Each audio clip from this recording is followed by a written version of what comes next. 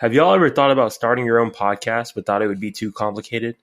If your answer to that question is yes, let me tell you about Anchor. Anchor is the easiest way to start a quality podcast. First of all, it's free. There's creation tools that allow you to record and edit your podcast from any device. And on top of that, Anchor is owned by Spotify, so you have access to a full library of sound effects, background music, transitions, and even full songs that you can add in. Anchor will distribute your podcast for you, and it will hook you up with sponsors so you can make money on your podcast. It's literally everything you could ever need to start a podcast all in one place. Download the free Anchor app today or go to anchor.fm to get started. What is up, everyone? It's the Raw Prospect Podcast. We are back for episode 62. Today is March 27th, I believe. Oh, man. What a 26. Oh, 26. Yeah. And joining me, as always, the Stat King himself, Michael Ween. What is up, man? What is up? We are back. Welcome back to the Raw Prospect Podcast, episode 62. We have an absolutely packed show today. We're going to start by doing our Sweet 16 bracket, starting with the Sweet 16 predictions and going all the way through to the national championship. Then we are going to talk about the deals that went down at the NBA trade deadline. Very busy day yesterday. And then we'll finish up with our first mock draft of the draft season. We're kicking off our NFL draft season coverage with a mock draft, a shortened mock draft with just the top 10 picks, as some trades went down today that sort of altered the draft order in a very important and interesting way. So we'll get into that at the very end. But with that, we have a lot to do. So let's just go ahead and jump right in. Right. And we're going to make a change to the formatting for this episode since it's going to be such a long episode. We're going to take breaks in between segments. So we're going to cut it up. Each segment is going to have its own video on YouTube so that you guys can cherry pick the topics that you actually want to listen to. You don't have to listen to the whole thing. Obviously, you still can listen to the whole thing. We're going to still release the full episode as well. But that's a new thing that we're going to do. And one thing is just let us know if you like that format. We can keep doing this for every episode, even for the shorter ones, if that's what y'all prefer. But like Michael said, we have a lot to get into. So let's do it.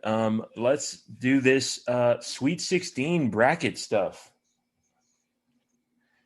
Me and Michael both made brackets. So what we're just going to be doing is we're just going to break down each game from the Sweet 16, and then we'll cover briefly what will happen, what we think will happen in the following rounds, and pick who will be our national champion.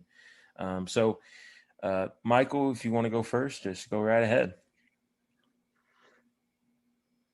Yeah, so before we get into this real quick, I encourage you all to go back and listen to our episode, which we recorded on Wednesday night.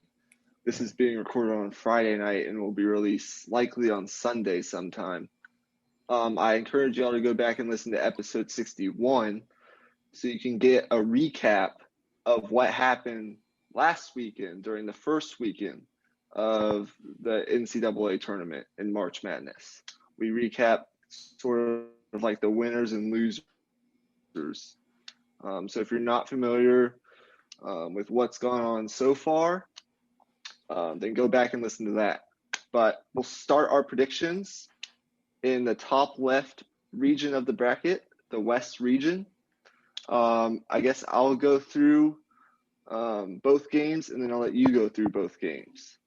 The first game is the Gonzaga Bulldogs, the number 1 overall seed, facing off against the number 5 seed Creighton Blue Jays. I have Gonzaga advancing, probably winning by double digits. If you don't know already, they've been the best team in the country from start to finish. They rank first in offensive efficiency with a rating of 126.4 and they're also first in effective field goal percentage. They're efficient. They don't turn the ball over. They have 4 or 5 very elite scorers. Jalen Suggs is playing great lately, the 5-star recruit, their highest rated recruit in program history. And then you go along with Corey Kispert, arguably the best shooter in the country. Joel Ajayi, a versatile defender on the wing. This team just has Drew Timme on the inside. I believe he had like 30 and 13 in the matchup against OU. He was the player and MVP of that game. They just have too many weapons. And I can't see a way, barring an injury or a COVID case, that they lose this game. And then maybe my favorite matchup of this weekend, it will be the other matchup in the West, which is a Pac-12 showdown between the USC Trojans and the Oregon Ducks. If you don't know already, USC totally dismantled Kansas. I picked them to beat Kansas, but not in that way. They just totally, absolutely destroyed them in every way, shape, and fashion. I'm going with USC to advance here.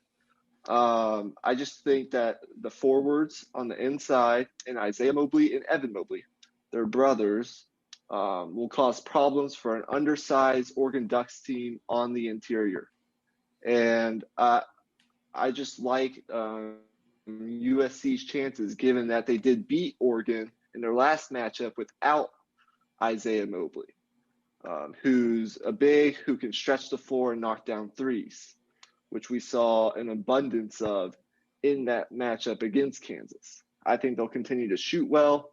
I think they have more interior defense, and I like the Trojans to move on to face Gonzaga in the Elite Eight. So those are my Sweet 16 predictions for the West region. But I want to get your thoughts now on both games. So Gonzaga and Creighton, I did have Gonzaga advancing as well. They are clearly, as you said, the front runners, and I think they got a good draw for the teams that they have coming up on their bracket. I think that's a good luck for them, very good as draw. well. But Gonzaga, moving on, I think it's a bit of a no-brainer, but you never know. It's March Madness. It's one game. Anything could happen. But Gonzaga's talent is just it's just a step above Creighton's, to put it simply. And then USC and Oregon, this was a much tougher game to pick, actually. But I did go with USC as well. Evan Mobley has been really impressive, and I went back and watched that game from last weekend. He looks incredible. I mean, this team, they play well as a group, and I think their chemistry is really well. They're cohesive, and they fly around defensively. So I think that just bodes well to winning. But with all that being said, these teams know each other. So I think no matter what, this is going to be a barn burner. I think this is going to be one of the best games of the weekend, definitely. I guess we'll move on to our East picks. Yes, let's move down to the lower left region of the bracket, the East region. I'll go ahead and start us off. We have the number 1 seed Michigan Wolverines facing up against the number 4 seed Florida State Seminoles, who, if you guys don't know, and I believe I mentioned this last podcast, I originally had Florida State advancing all the way to the Final Four, so I'm very high on Florida State. I am picking them to beat Michigan, but in a close game. I believe I need to stick to my guns on this. First of all, they're first in the country in average height, so they're going to have no problem whatsoever at matching up with Hunter Dickinson on the interior. They've always been long and athletic, good on the defensive end. Leonard Hamilton's an exceptional coach. He's on that Hall of Fame trajectory, and he'll get in sometime soon. And they're also very good three-point shooting team. Michigan's also sound defensively, but I believe that Scotty Barnes, MJ Walker, those exceptional two-way wing players on the outside will make some shots. It'll be close until the end. But I believe that Florida State is going to neutralize Hunter Dickinson in a way that he really hasn't been neutralized to this point in the tournament. And I think Florida State will find a way to pull this out. And then the 11 seed UCLA Bruins and the number 2 Alabama Crimson Tide. It's been a really good run for UCLA and Mick Cronin to this point. Remember, they were a first 4 team. They beat Michigan State and then won their last 2 games to get here. Pretty incredible. But they haven't really been tested yet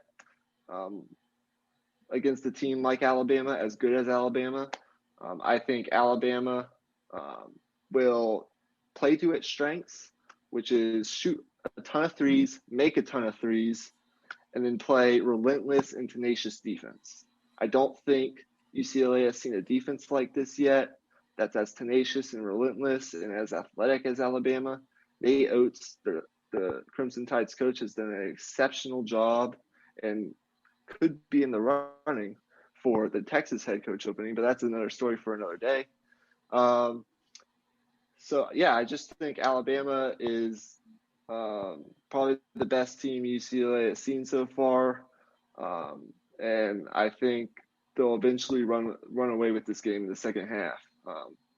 They're 3rd in the country in defensive rating, so it's going to be really tough for UCLA to match their athleticism on the wing and also to score on this defense if they're not just making their threes. If they don't, get hot from 3, I find it to be really difficult for UCLA. But they've had a great run. I think Alabama will advance, though. So I have, to recap on this side of the bracket, I have Gonzaga, USC, Florida State, and Alabama all advancing to the Elite Eight. Okay. My pick for Michigan and Florida State is just going to depend on one thing, the rebounding battle. As you said, Florida State is a really tall team, highest average height in the nation, as you said. But one thing that they prey on teams with is their offensive rebounding. So if Michigan can keep them off the offensive boards, I think they're going to have a good shot. I think whoever wins the rebounding battle is going to win this game. I'm going to pick Michigan, but this was the hardest game to pick for me out of the Sweet 16 games. I really think this might be overtime. This might be just a coin flip. I really do. These are 2 elite teams. Like, these are probably, if I were just to rank the teams left, these are probably in the top 4, I'd say. So that's a really good game there. Yeah. I'd say if you're going to pay attention to any game this weekend, this is the one right here. Definitely take a look at that game. And then for Alabama and UCLA, as you said, Alabama, they shoot a ton of threes. They get out in transition. They play great defense. But one thing that's underrated about them is they only have a couple players shooting over 70% from the line. And that might come back to bite them if that ends up being a close game. But I'm going to pick Alabama. Alabama, nonetheless. I think they're the better team. And as you said, UCLA hasn't faced a defense to this caliber. But I wouldn't be surprised if UCLA wins, because a team like Alabama who shoots a ton of threes, bad shooting nights happen, and all it takes is one game for it to all crumble. So Alabama better bring it. That's all I'm going to say. So for me, I have Gonzaga and USC and Michigan and Alabama advancing in the bottom of my bracket, or the left side of my bracket. Okay, let's move up to the top right region, starting with the South. In the South, you have 1 seed Baylor going up against 5 seed Villanova, and you have 3 seed Arkansas going up against 15 seed Cinderella story, best of the tournament so far, the Oral Roberts Golden Eagles. As far as Baylor and Villanova goes, I'm picking Baylor.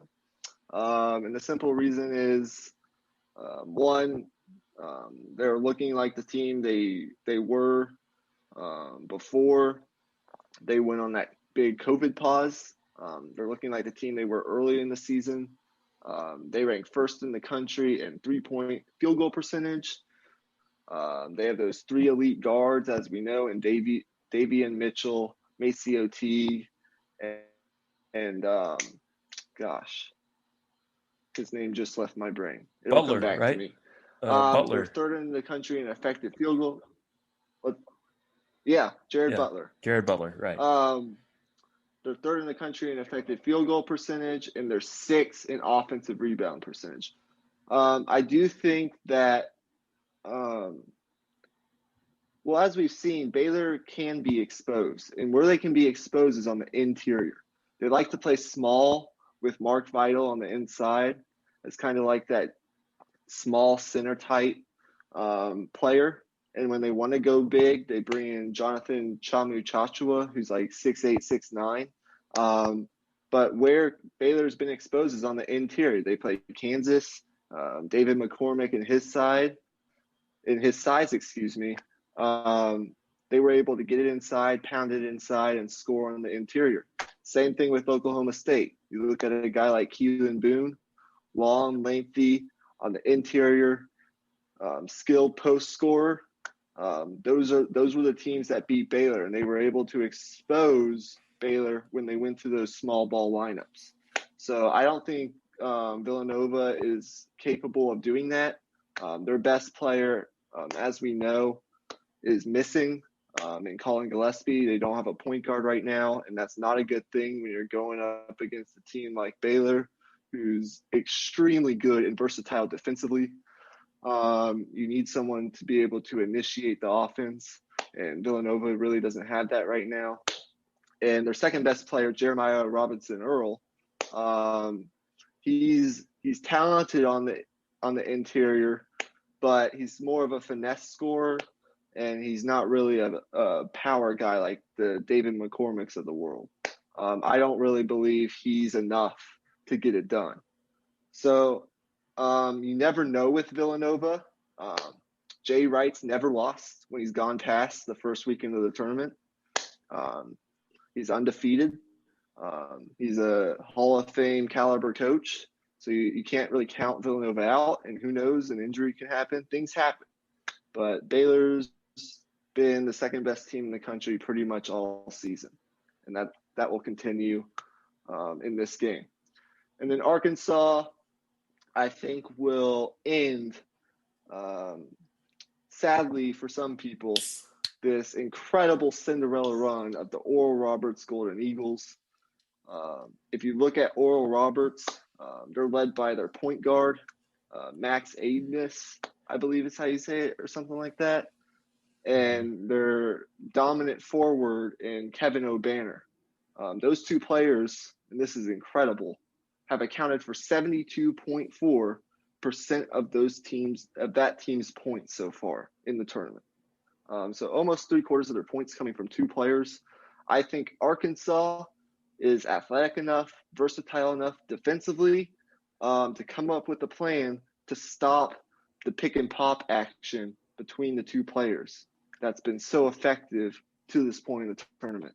And they played earlier this season, and Arkansas won. I don't believe it will be any different this time around. Eric Musselman's a very, very good coach, underrated as such, I believe. And I believe given a couple days to come up with the game plan, now that we've seen Oral Roberts in 2 games, he'll come up with the plan and they'll stifle those two players and they'll run away with this game. But incredible run for Oral Roberts. Either way, you can't really take anything away from them, beating Ohio State and then Florida. One very good team and another really good team. So unless Oral Roberts is able to continue that just incredible shooting from the perimeter that they've had up until this point in the tournament, I don't see a way they can win this game. But I'd like to see what you think. Well, it's funny because I actually picked Oral Roberts, but I think you convinced me otherwise. I think you actually swayed me the other direction. My thought process was Oral Roberts has one of the fastest paces in all of college basketball. They push the pace and they just attack. They also have the leading scorer in the country for the entire season. I'm blanking on his name at the moment, but either way, I changed my pick. I'm going to pick Arkansas for that game for all the reasons you just said. I think I underrated how good defensively Arkansas is. I saw the first round game where they I forgot who they played. I think they played Colgate, and they were down like 8 or 10, like late in the second half, and they were on the ropes. So that made me kind of hesitate a little bit, But I think since then they've been extremely efficient. But at the same time, I wouldn't be surprised if Oral Roberts won. So that's going to be a really interesting game. I don't think people should count out Oral Roberts, as crazy as that sounds. But for the other game, I did pick Baylor, but go ahead. Oh, go ahead and say what you wanted to say there. Hello? I was just going to say I won't be surprised if anything happens. I will be some surprised if Gonzaga loses before the Final Four, but I won't be surprised if anything else happens, as you were saying. But go ahead. Mm-hmm. Okay. So Baylor, I did pick them to advance, but I also hesitated with this one as well. Villanova, to put it simply, a lot of people counted them out. As soon as Colin Gillespie went down and they lost in the Big East tournament pretty early, everybody just went, oh, geez, Villanova, they're in the doghouse. But here they are again in the Sweet 16. And that just shows how good the rest of this team is and how good of a coach Jay Wright is. And as we talked about plenty of times on this podcast, coaching is everything in college basketball. If you can have all the talent in the world, but if it's not coached to put the players in the right spots to be successful, then it doesn't mean anything. But I am going to pick Baylor.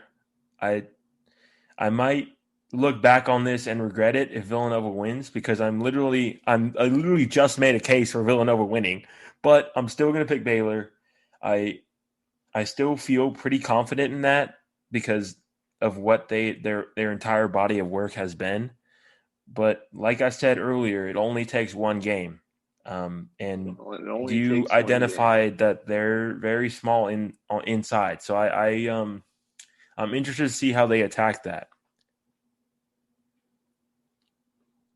Yeah, it'll be interesting. I think the coaching matchup is more interesting. I guess more than in any other game, with Scott Drew, who's a very good coach or is becoming a very good coach, and Jay Wright, who is already a Hall of Fame caliber coach. Right. So the coach, if the game is close late, I think it'll come down to coaching decisions. And that could play a big role if it's close. So the Midwest, this is I call this the upset-filled region, I guess. You have Loyola Chicago, who's an 8 seed but plays like a 3 seed, and Oregon State facing off. And then you have Syracuse, who, oh my God, it just seems like people count out Syracuse like right before the conference tournament starts, and then they get into the tournament as like a bubble team, and they just go nuts. And then you have Houston, the 2 seed. So for my predictions in this region, I have Loyola of Chicago and Sister Jean advancing past Oregon State. Oregon State, great run to this point. We talked extensively about it in the last podcast. But Loyola Chicago, as you have said, time and time again, are a fantastic, elite defensive team, and they take care of the ball.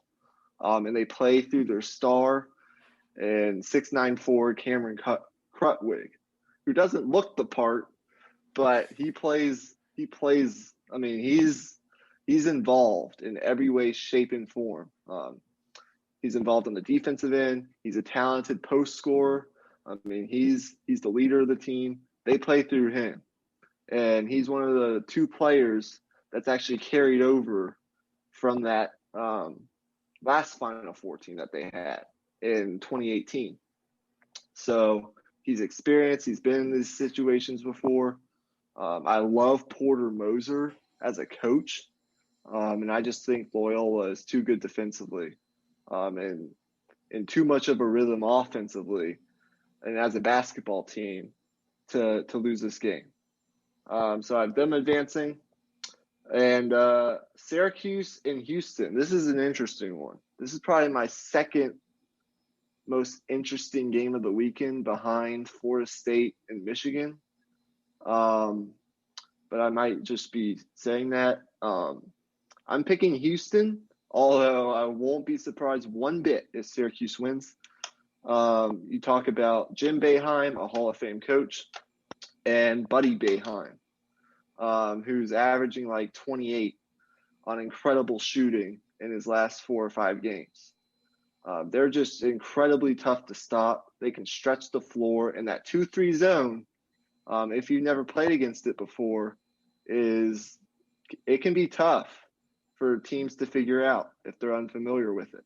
So Syracuse has those things working for them, but I think Houston they're very good. I know people sometimes worry about their offense. It's been stagnant at times in this tournament, and they had to come back. They had an incredible comeback against who was it? I'm forgetting, but they had that incredible comeback. They're incredible defensively. They're 11th in defensive efficiency, and they're actually really good at stopping what Syracuse is really good at, which is three-point shooting. They rank 12th in three-point field goal percentage defense, holding opponents to 28% from the outside. I just think, I don't know why, I think that comeback in the last round is gonna spark them a little bit. It'll give them a wake-up call, but it's also, I think, gonna spark a little bit of a run for this Houston team. This is the most hyped Houston team since the what do they call it? Those teams back in like the 80s. I know what you're talking about. What is it called? I'm forgetting, but maybe I'll look it up here in a second. But I just think Houston, they had the transfer from Kansas from last year. It's Phi Slamma Jamma, I think. Something like that. Yes. This is the most hyped team since that era. I think, as I was saying, they're going to get a spark, a wake-up call, whatever you want to call it. Syracuse will keep it close because of their ability to shoot and their defense. I just think Houston has more talent, a little bit more talent, especially on the interior. And I think that defense will eventually show its teeth, and they'll advance to play Loyola, which will be a really interesting matchup in the Elite Eight between two very, very good defensive-minded teams with defensive-minded coaches. So I have Loyola and Houston going to the Elite Eight. Yeah. So for me, I obviously for Loyola Chicago and Oregon State, I picked Loyola Chicago to move on. If you've been listening these last couple of weeks, y'all know that I'm very high on Loyola Chicago, and I think they continue their run. Obviously, Oregon State, they had a great run through the tournament, and they got hot at the right time. So if they continue to shoot as well as they have been, I mean, great offense beats great defense. But I just think Loyola Chicago, their style of defense specifically is just relentless. They are everywhere. If you go back and watch what they did to Illinois, every pick and roll that they ran, it was just every Loyola Chicago defender was just swarming, and it was just turnover after turnover. I can't talk today, but I think that will continue, and that style of defense wins in the tournament. There's no doubt about it, especially with as efficient of an offense as Loyola Chicago has. So before I completely lose my voice, I'm just going to move on because I can't talk about Loyola Chicago. So Houston and Syracuse. I did pick Houston to move on. This was a tough game to pick. I really haven't seen Houston play at all.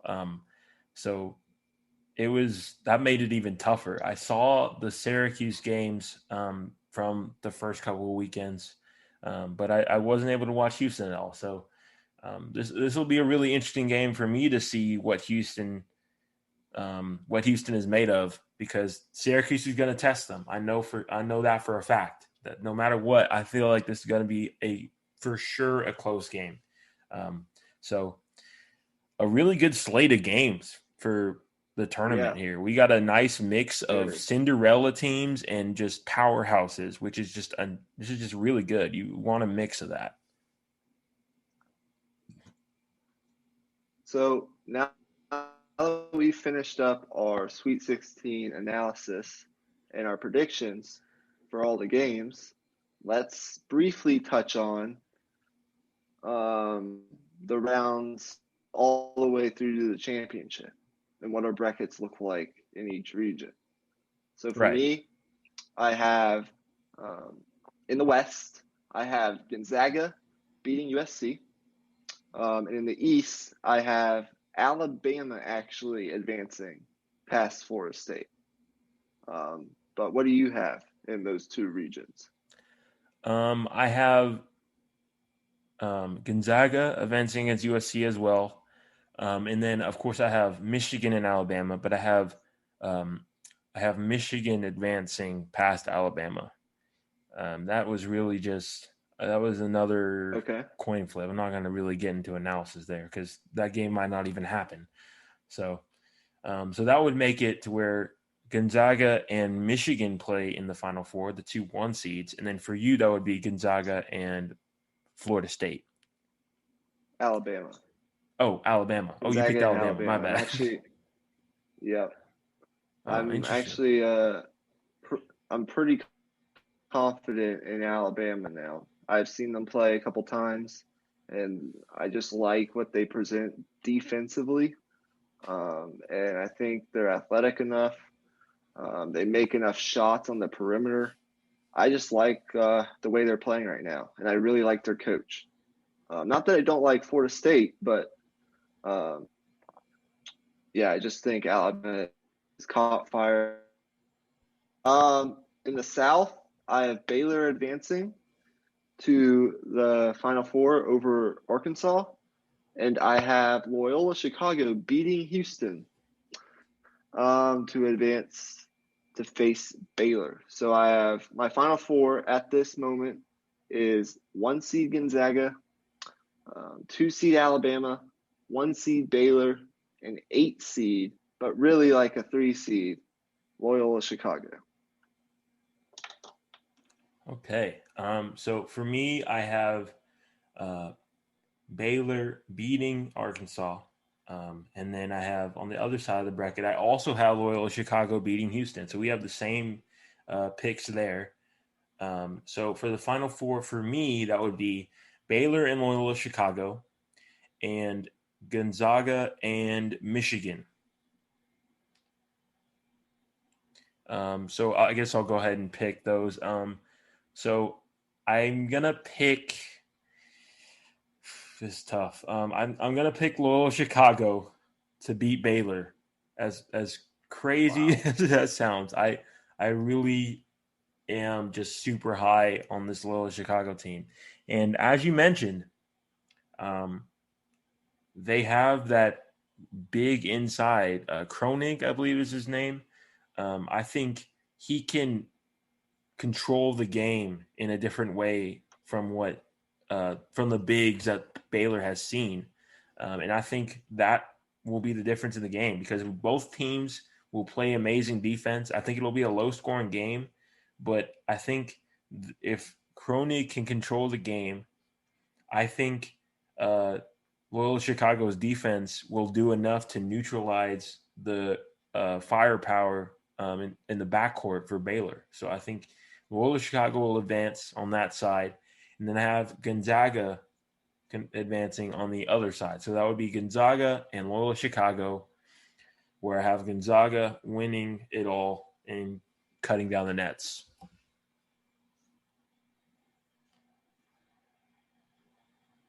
Okay. I have so I have Gonzaga beating Alabama, obviously. I just think they're too good. Mhm. And I have Baylor beating Loyola Chicago. So part of that is Big 12 bias. And I just think Baylor, I think we've been destined for this since the start of college basketball season, despite all the madness and everything that could happen between now and the Final Four with health and all that. I think these two teams have been the best start to finish. I just think we're destined for a showdown between Mark Few and Scott Drew. They rhyme, sort of. Yeah, kind of, yeah. And think about that. I mean, you'd have, between both starting lineups, you'd have, I mean, 5 like NBA level talents on each side. I mean, I'm not kidding. I think it'd be a great game, but I have Gonzaga winning 84-77. I actually picked the score because I'm doing the ESPN bracket second chance, so I had to put in a score. And Yeah, I had the score at 89-88 because I just put something random in, but I wasn't gonna say it on the pod because I don't even looking back on it, I don't think it'll and be that high, but we'll do probably next week. We're gonna get into more draft stuff next week, and obviously we have some baseball stuff we have to do, but I think we'll probably do a Final Four preview if I had to guess. But we don't know yet. But that's going to do it for this segment. We both have Gonzaga winning the championship. I think those are two very good, confident picks. But yeah, that's our Sweet 16 bracket predictions. right. And if you're watching the video on this, please hit the subscribe button if you haven't already. Drop a like on the video, share it with your friends, and if you're listening to the full podcast, we'll see you on the other side. All right, we are back. Welcome, everyone. Whether you're listening to this as the full podcast, and if you're listening to this as its own video, welcome. This is going to be a new thing we're doing on the show. We announced it on the full episode. You probably already heard it if you're listening to the full episode, but we're gonna chop this show up into its own segments. And this segment will be, as you read in the title, the NBA trade deadline analysis segment. So without further ado, let's just get right into it. We have a lot of really amazing trades to cover. This was a great deadline. It was. The first deadline I want to get into is the Miami Heat trade for Victor Oladipo. So let's start with that. Let's get your thoughts first. So first, I'll give everyone the trade details, and then I'll let you speak on it, and then I'll give you my thoughts. So the Heat get Victor Oladipo from the Rockets, and in return, the Rockets get Avery Bradley, Kelly Olynyk, and 2022 first round pick swap. I think that's what it says here. Yeah, right to swap. Yes.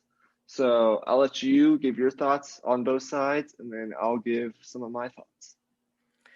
Well, I'll start out with the Heat here. Getting Victor Oladipo, this is a high upside uh, get for them. I mean, obviously, Victor Oladipo, as we know, is capable of being one of the best shooting guards in the entire league. But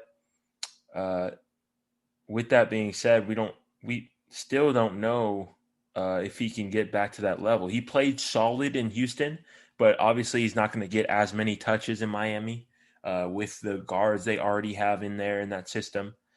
So it'll be interesting to see how efficient he can be with a little bit less touches.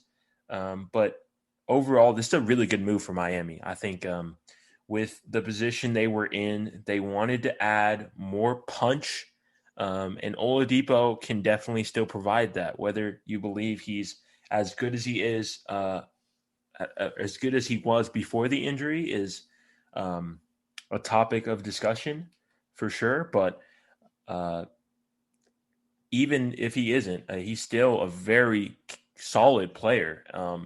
And then for the Rockets, a lot of people were really just tearing into the Rockets for this trade. Like they got fleeced, they got nothing for Oladipo. They got absolutely nothing. And for me, I think this just shows how like hesitant these teams were towards Victor Oladipo. I think there was a lot of hesitation towards him, given that in his time in Houston, sure, he put up 20 points and he was pretty good, but he only had like 3 dunks the whole time he was there, which is very un-Victor Oladipo. Like he's a guy who thrives on attacking the basket and just using his athleticism to just dominate the game. So with all the hesitation from these teams, I think this is probably the best offer they could have gotten. I think the other option would have been to just keep him and then just lose him. So it is what it is. If you're Houston, you gotta pick, and you know you gotta get whatever you can get. And I mean, with the situation they were in, I think it's okay. Yeah, I really like this trade for the Miami Heat. From a Miami Heat perspective, they get Victor Oladipo. Now, he had a severe injury, a quadriceps tendon rupture, I believe, that sidelined him for over a year. And he's had a disjointed return with COVID and everything. And it's really difficult for people that don't watch a ton of NBA or a ton of his games to know what he is at this point because he hasn't played a whole lot. He's played just 48 games in the 14 months since his return. That's barely over half a season. So it's really hard to know what his game is at this point. But it's worth noting that the last time he was fully healthy, up until this point, he did win the Most Improved Player award in the 2017-2018 season, and he was voted to the All-NBA third team. So 2 very prestigious honors right there. And we know that he can be a very good player when he's healthy because we've seen flashes of it. That season was the only season, though, where he had a true shooting percentage. And I know this is getting to sort of more advanced analytics. And if you're not into that, fine. But it was the only season where he had a true shooting percentage better than league average. But I think that comes with the fact that he's sort of he's a volume scorer. So he has the ball in his hands a lot, and he takes a lot of shots, high shot volume. So, I wouldn't read too much into that, but it's just a fact. So yeah, ever since that season, he's been a volume scorer, as I said, and his true shooting percentage is about 10% worse than league average. It's just some statistics on ESPN. I think this does improve the Miami Heat team. given that they didn't have to give much up at all in order to get him. Now, there were the Kyle Lowry rumors to Miami, but obviously Masai Ujiri, a top 5 general manager in the league, decided to hold on to him. Didn't really get an offer that, I guess, pushed him to trade Lowry. So the next best option, I guess, for Miami was to get Oladipo. And if you look at their team, they're going to get Oladipo. They have Jimmy Butler, and they have Bam Adebayo on the inside. That's a really good trio right there. They upgraded on the offensive side of the ball for sure, given that they get a volume score. And I think it's going to work out because I believe they're the front runners to sign a big man in the buyout market. And I think the front runner is LaMarcus Aldridge. They're the front runner to sign him, as he was just bought out by the San Antonio Spurs yesterday. So if they get him in the mix, a veteran big that can maybe start or come off the bench and give you, he can still do it. So I think they did a really good job here in upgrading their team. And for the Rockets, as you said, many people are crushing them right now because they didn't get really any assets back that can help them right now. But if you think about it, it's not as bad as you think, because both Olynyk and Bradley, they're on expiring deals. Bradley has a team option for next year, but if Houston doesn't want to exercise that, they can just let him go, and they get more. They'll at least have some more cap flexibility, which will be badly needed. They still have the John Wall contract, which isn't great, but you have to have those bad contracts. Sometimes that's just how it works. So for Houston, I don't think it's as bad as people think, because they do get the pick swap, and they do have some draft assets that they can use. But I don't know. They're clearly in a rebuilding stage. They didn't really get any young assets for now, but I think in the future it'll start to look a little better for them. Right. Yeah. And before we move on, I just want to say that the Heat also got Nemanja Bjelica from the Kings in a trade. So that's true. He's going to fill that 4 spot. So that gives them the ability to move Tyler Hero to the bench, and they can run some different lineups there. And I think it'll be really interesting to see whether they keep Kendrick Nunn or Goran Dragic in the starting lineup, or whether they just start Jimmy Butler at point guard, because I think he can actually play some point guard. He's a very, very good playmaker. He's really underrated in that aspect. So that'll be interesting to see, because that would be a really interesting lineup. You would have Jimmy Butler at the 1, Victor Oladipo at the 2, and then at the 3, I guess that would be Hero at the 3.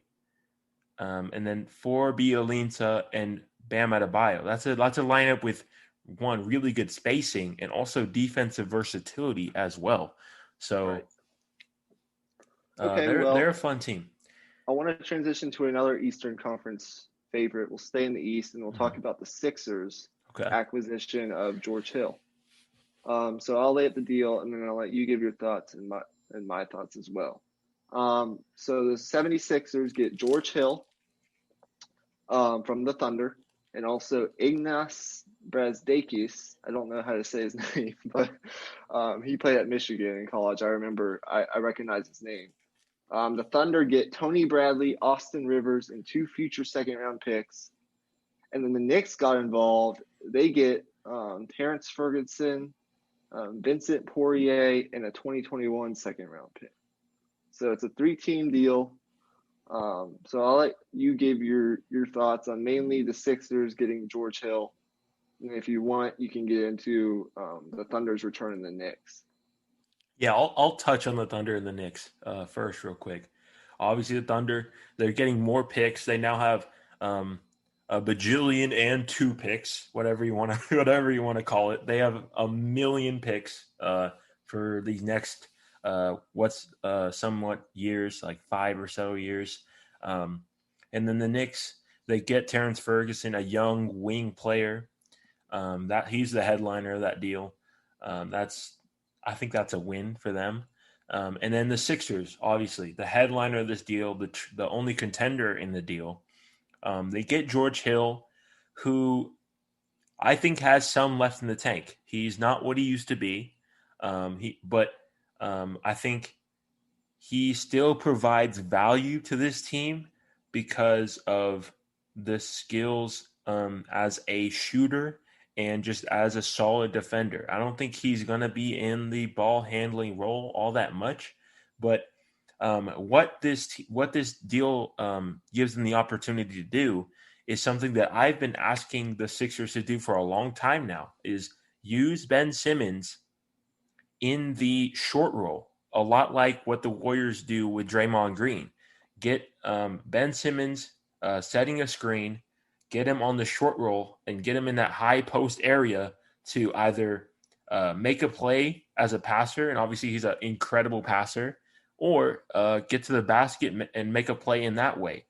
So if they use George Hill to run that type of offense, I think this could be a bigger move than a lot of people give it credit for. Yeah. I'll start with Philadelphia. I really like this move for Philly. He's not Kyle Lowry, but they do get the best point guard that was moved at the deadline, in George Hill. I think his combination of shooting ability, as you mentioned, he has the size to play either guard position, so some positional flexibility as well, and he has playoff experience, and he's on a reasonable contract, only making about $9.6 million a season, so it's not a huge salary, a veteran player, playoff experience, shooting ability, defense, size to play either position you want him to play. I think he'll help him off the bench. And I think he's going to stabilize the second unit that doesn't have a ton of playmaking. I think that's something that we've been saying Philly has needed for a while now. I think they finally get that. And I think he'll fit in defensively. He's 6'4" with a 6'9" wingspan. He'll fit in defensively because he can play either guard spot, and maybe he can even guard, some small forwards. Who knows? But I see him in a roll off the bench, stabilize that second unit offensively, and I think you could see, depending on what the Sixers need in closing situations or close games, whether they need shooting or defense, you could possibly see him in some of those closing lineups in place of either Seth Curry or Danny Green. Who knows? It'll vary depending on the matchup and what the Sixers need. But either way, I think it's a good move. I'd give it like a B+ for the Sixers. And then I'll touch on the Thunder real fast. I think the Thunder did a really good job in this deal as well. They get 2 second-round picks, and they don't really take back any long-term salary. So they acquire more draft capital. They don't get any, bad contracts in return. I don't know how long Austin Rivers is going to last with them. It says here that, let's see, where does it? It says, this is from ESPN, Rivers probably won't last long with the Thunder. Technically, he's got 2 seasons remaining on the contract because he signed as a free agent with the Knicks last fall. But neither has guaranteed salary. So if Oklahoma City wanted to, they could buy him out now without any long-term consequences. So we'll see what happens with that. And then obviously Tony Bradley, good piece, I guess, to get in the fold for now. But he's also on an expiring deal, I believe. So, he'll get a chance to play when and spell Al Horford some minutes. But he's also a restricted free agent at season's end. I like what the Thunder did. They're obviously in a rebuild as well. They're probably going to end up a lottery team this year due to Shai Gilgeous-Alexander's extended absence that was just recently reported. He's out with an injury.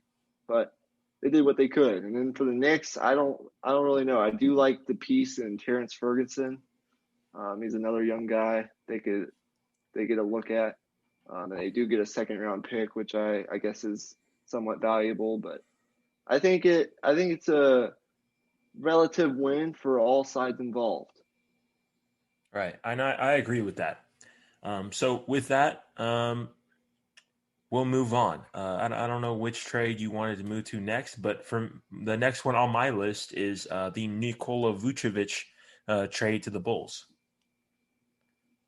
Okay, why don't you start us off? All right.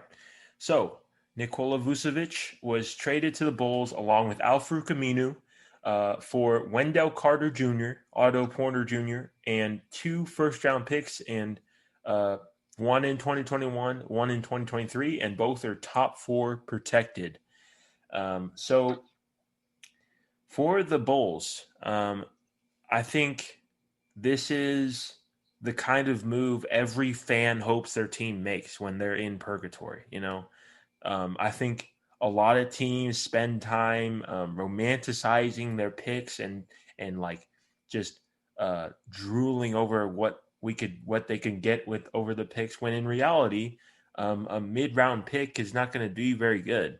Because where the Bulls are sitting right now, if they were to just not make this deal and continue on the path that they're on and be like the 9th seed, that's what, like the 13th pick or something like that. So that's not where you want to be. Is my point. So making this deal, you're improving, and you're also, this is an underrated part of the deal, you're also convincing Zach LaVine to stay. He's 26 years old currently, and next year is the final year on his contract.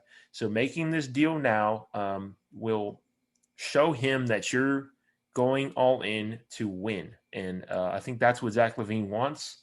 And I think this will pay off. I think Nikola Vucevic, even though he's 30 years old, I think he still has 4 years of good basketball left. He's a skilled big. He doesn't rely on athleticism. And as long as he stays healthy, I think he can maintain this level of play. Yeah, I like the deal for the Bulls. I don't think Vucevic is a very good player. He's obviously an all-star. And I like what you said. I think what they're telling Zach LaVine is, okay, we're all in on you right now.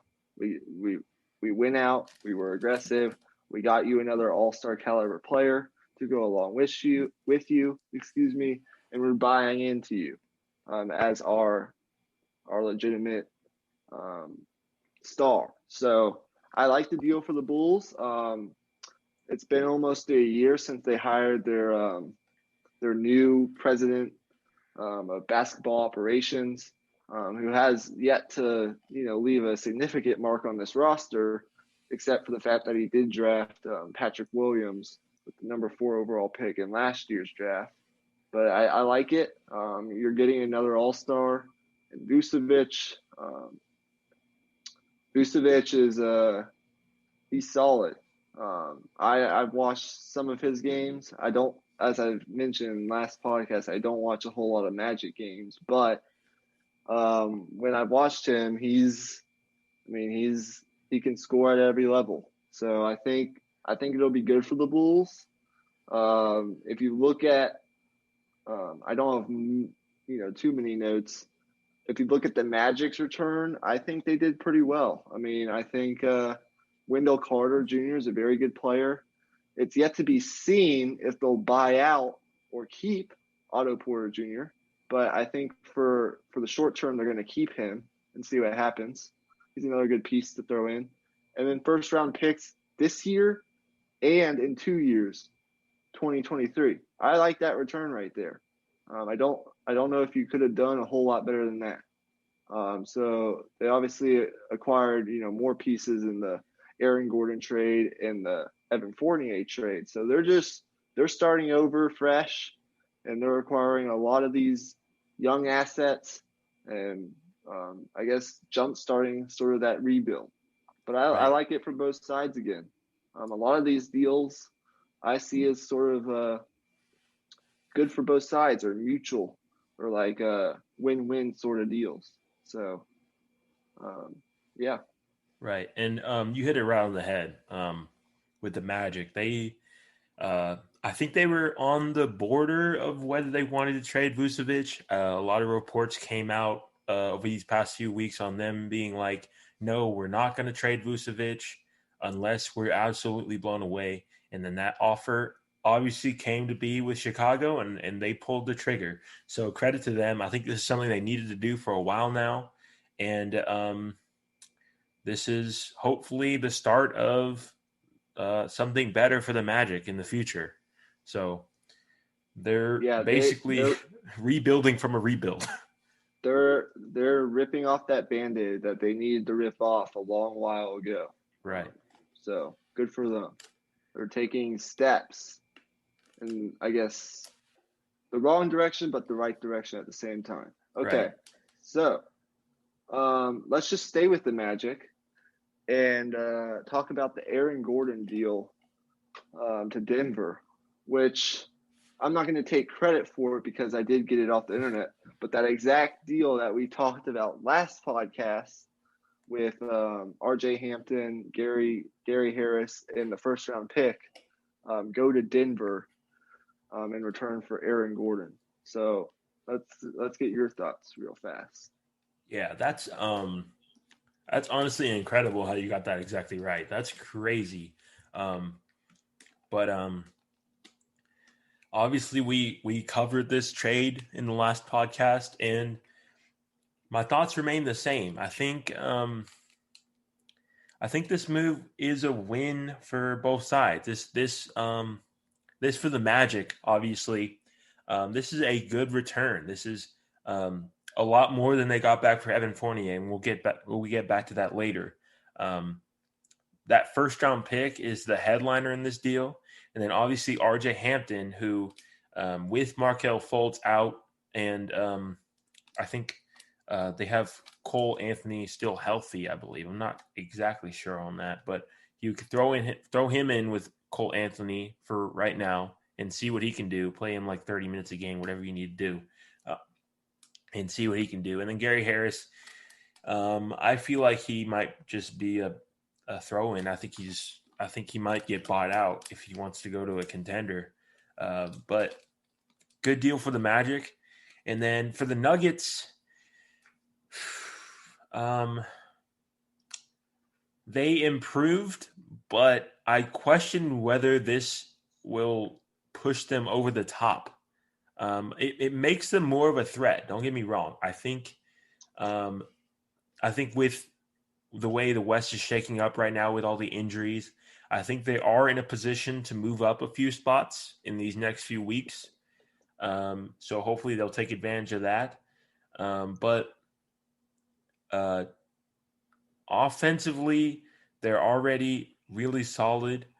And then defensively, I think Aaron Gordon, like I said in the last podcast, will step into that Jeremy Grant role. And I actually looked at his numbers before this episode, and they surprised me, actually. He's shooting career high from three-point range and career highs in efficiency as well. So I take back what I said last podcast when I said that he's not that efficient of a player. I think for most of his career he hasn't, but this year he actually has been very solid. So good move for both sides.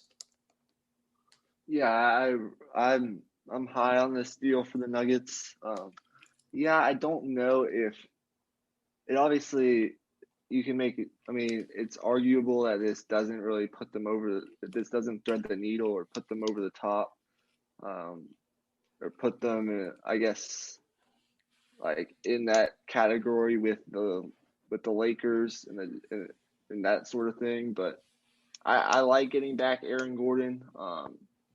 Look, they needed to fill the Jeremy Grant role, whether you think it or not. But what ESPN says here is the narrative that the Nuggets were badly missing Jeremy Grant, who started in last year's playoff run, was misguided. Denver's plus 4.6 point differential is dramatically better than the team's plus 2.1 mark in 2019-2020, and also better than the 2018-2019 team, which had a plus 4 point differential when the Nuggets finished second in the West, but were knocked out in the second round of the playoffs. The difference this year has entirely been a product of Denver struggling in unpredictable close games. They're 6-7 in games decided by 5 or fewer points this year. They went 12-9 in 2019, 2020 in such games, and they were an incredible 19-5 2 years ago. So, that's just what ESPN says. I do think they downplayed it a little bit. I do think they still need to fill that Jeremy Grant role. He was very important, played a very vital role in last year's team, and they're getting Aaron Gordon, who's an athletic defender, has switchability, and I think it'll be good. Now, this also does give them some lineup versatility. Obviously, you have Nikola Jokic and Jamal Murray. We think that Michael Porter Jr. will be in there as well, but you can fill in that fifth spot with Will Barton, Paul Millsap, JaMychal Green, Aaron Gordon. They have a lot of flexibility now, and I like this team. I think they're starting to hit their stride, and I think Gordon, as you mentioned, career high in 3-point shooting percentage at 37.5%. I think he'll fit nicely. And then the Magic nailed it. They get Gary Harris was to match contracts, and he still provides some value, but we'll see what they want to do with him. RJ Hampton is the real kicker here, a very young, talented point guard that they can keep in their system for a while and develop. And then the first round pick isn't for another 4 years, but it's a valuable asset to have down the line. So, I think both sides benefit in their own sort of ways. For the Nuggets, I'd give it like a A-, and for the Magic, probably like a B+, A-. I think it's good for both sides. Once again, all right, another win-win. So to the next trade here. I think we should do the other Magic trade. They were very busy this trade deadline. This one is Evan Fournier to the Boston Celtics for Jeff Teague and 2 second-round picks. Very interesting deal here. For a first glance, I was like, shouldn't they have gotten a little more for Evan Fournier? But given the fact that he's on an expiring deal, and I think the Magic just wanted picks to begin with. I think they probably were gunning for a guy like Aaron Nesmith or Romeo Langford, but the Celtics weren't budging, and I don't think any other teams were offering for Evan Fournier. So to stand right by him and not make him have to go through the whole rebuild thing, they just went ahead and let him go and play for a contender, and so they can just jumpstart the rebuild. That was one thing that I wanted to add for the Rockets is the fact that they kept Eric Gordon when he's having a really good season, and they didn't unload him. Obviously, you can't unload all of your win now guys like John Wall. He's on a too big of a contract, but Eric Gordon was one of those guys where I thought he could have helped someone on the contending team. And in the Magic's position, it's a similar thing to where you just go ahead and let him go so you can completely start your rebuild. You don't want a lot of guys that aren't going to fit your timeline. Yeah, and then go ahead.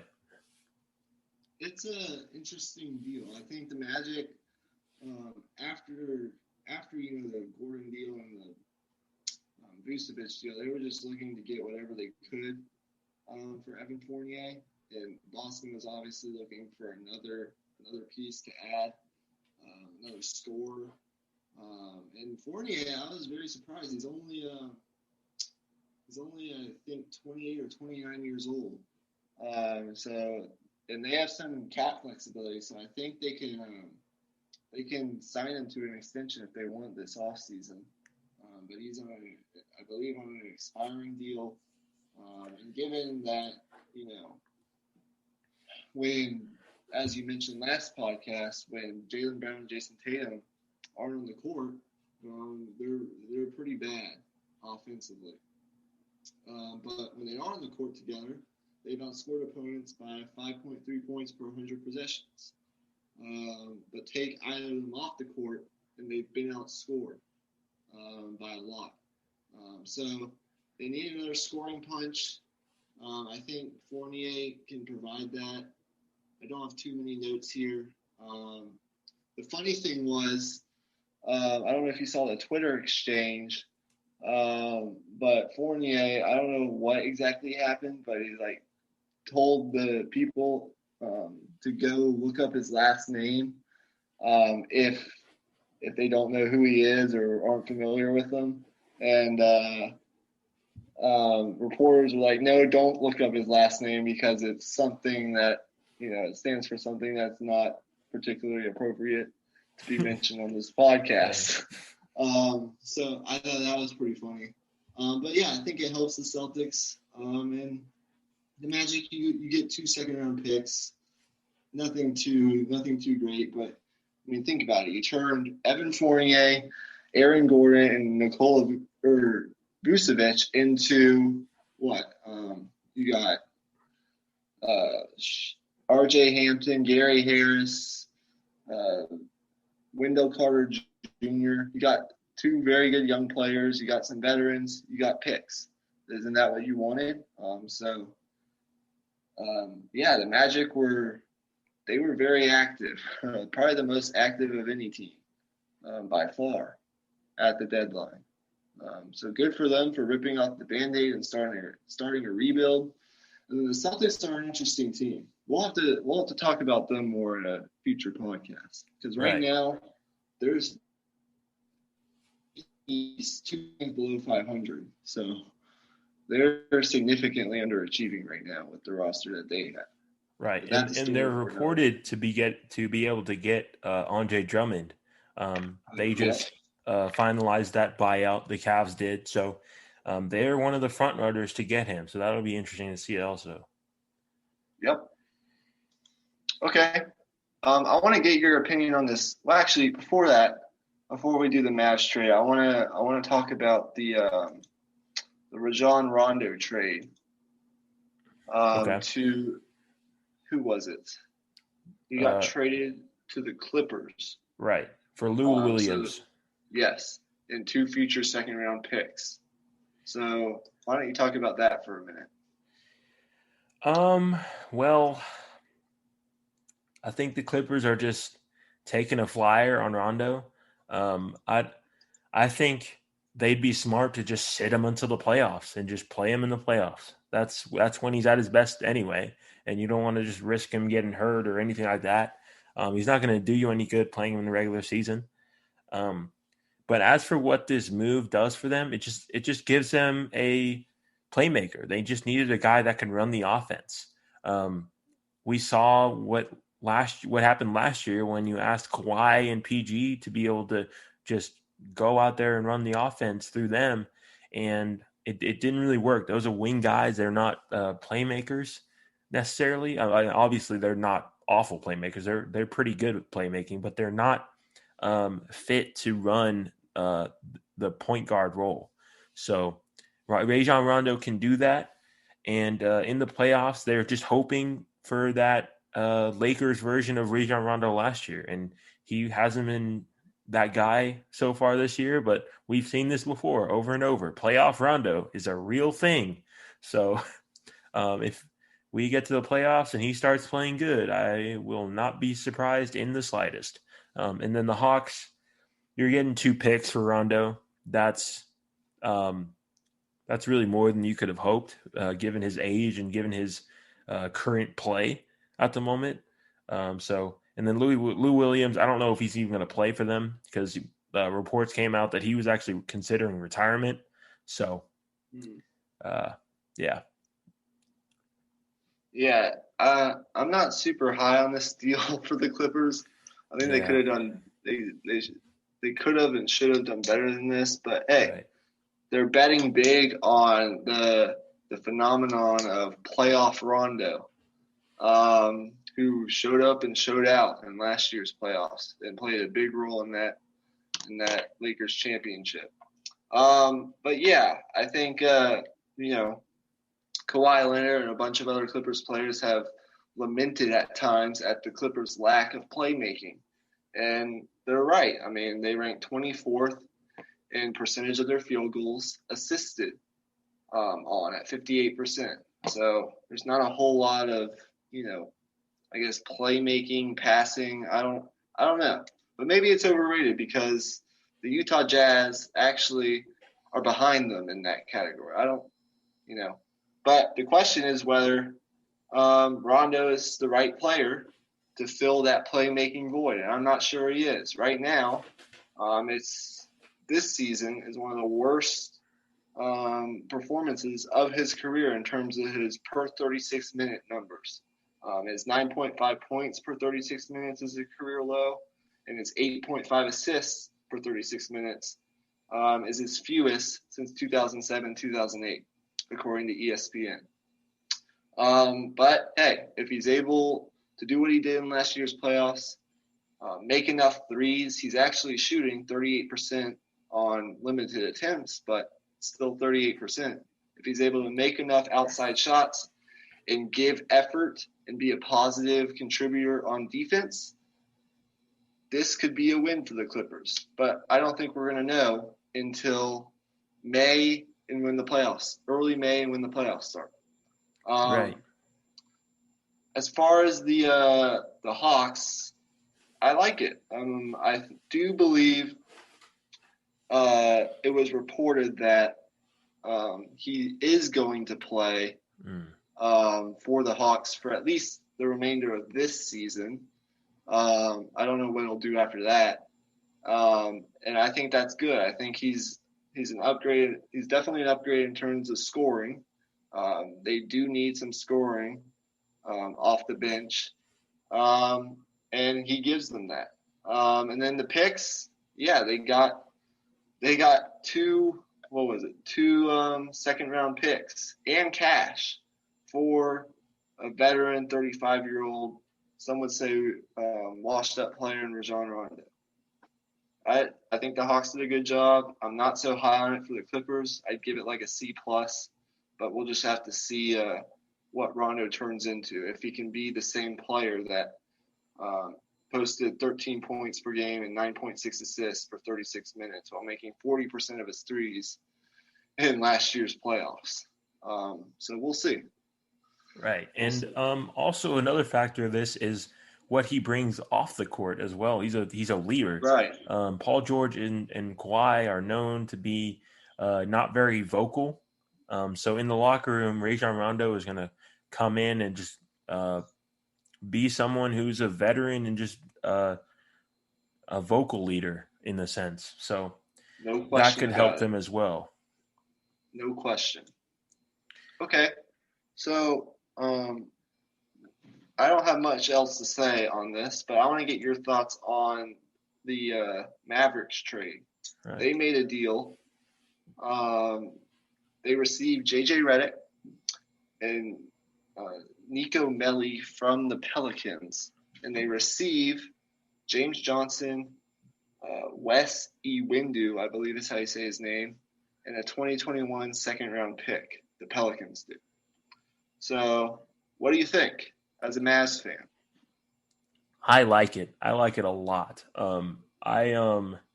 These are two players that aren't even rotational players anymore, in my opinion. James Johnson, say what you want about some of the stuff he does as a playmaker. Like, he was good at times this year, but he's not consistent enough to be a viable part of our rotation.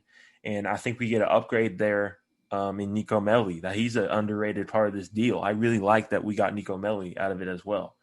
He's a really good shooter.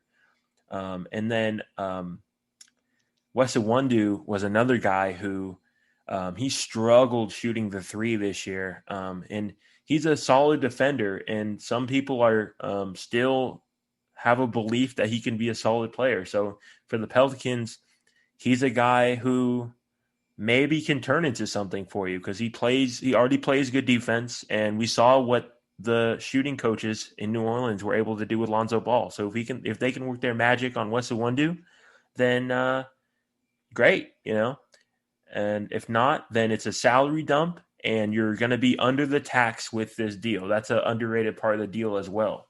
They're going to dodge the luxury tax and skirt under it. So that's good for them. And then getting back to the Mavericks, I haven't even talked about JJ Reddick yet.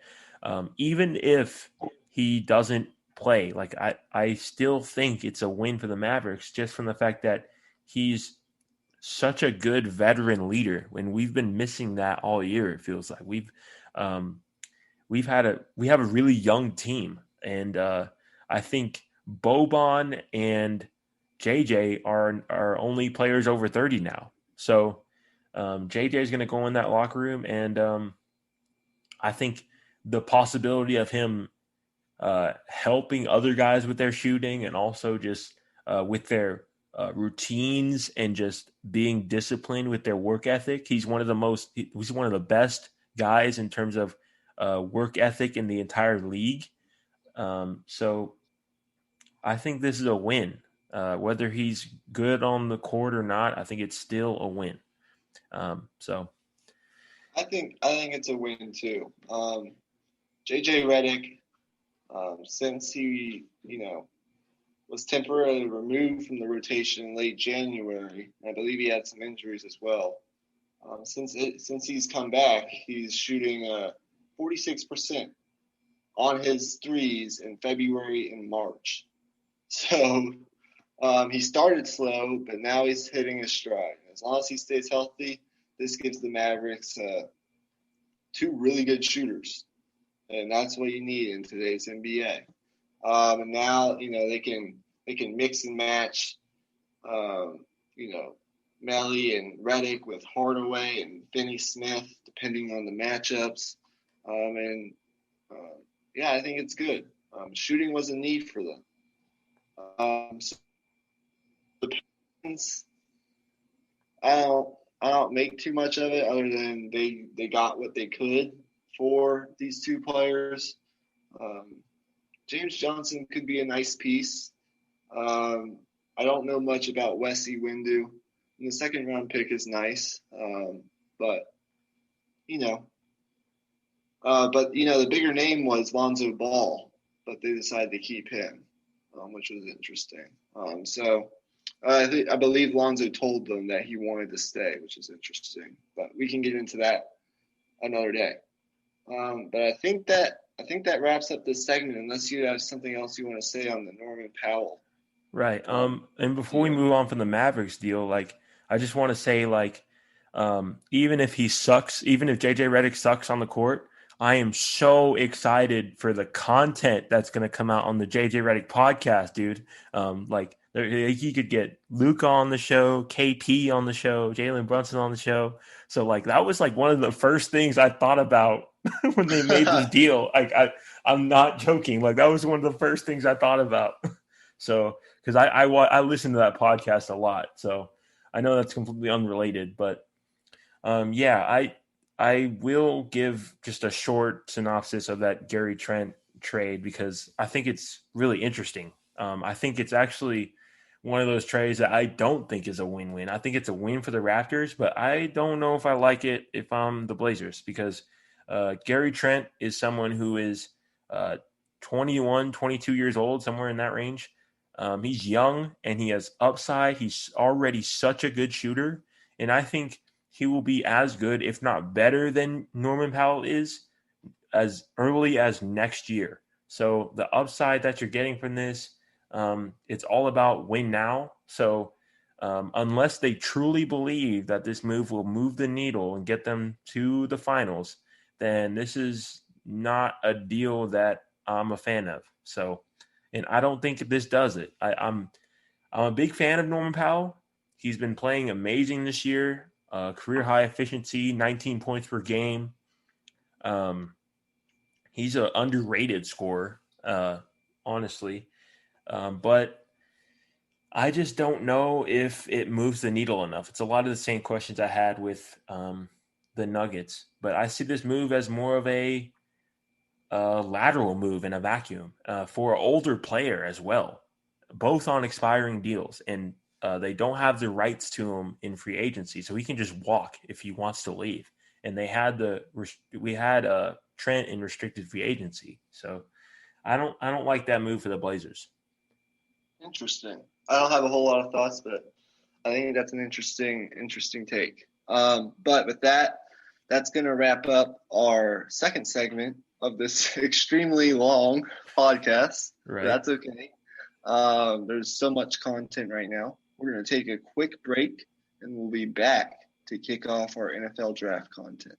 Right. And if you're watching the video, like we said at the beginning, leave a like and subscribe. And hopefully stay tuned for the other content we're bringing out, because we'll have the and the NFL draft stuff in this next segment. So if you're listening to the full episode, we'll see you on the other side, and peace out.